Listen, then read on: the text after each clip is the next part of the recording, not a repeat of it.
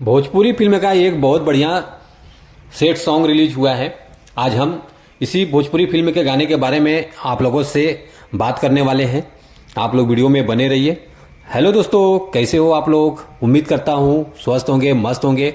आज मैं आप लोगों के लिए फिर से एक और नया वीडियो लेकर आप लोगों के बीच में आ गया हूँ।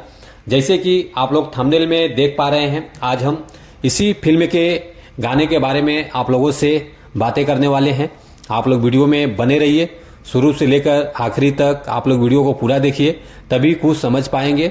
चलिए वीडियो को शुरू करते हैं। नमस्कार दोस्तों, मैं हूं सतीश और आप देख रहे हैं भोजपुरी बुड हंगामा। भोजपुरी लेटेस्ट अपडेट पाने के लिए आप लोग भोजपुरी बुड हंगामा चैनल को सब्सक्राइब कर लीजिए। जो भी भोजपुरी गाने या भोजपुरी फिल्म रिलीज होते रहेंगे, आप लोगों को इस चैनल के माध्यम से देखने को, सुनने को, जानने को मिलेगा।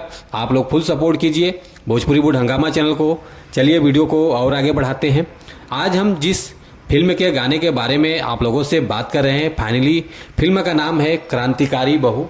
जैसे कि आप लोग देख पा रहे हैं, इसी फिल्म का एक गाना रिलीज हुआ है B4U भोजपुरी चैनल से।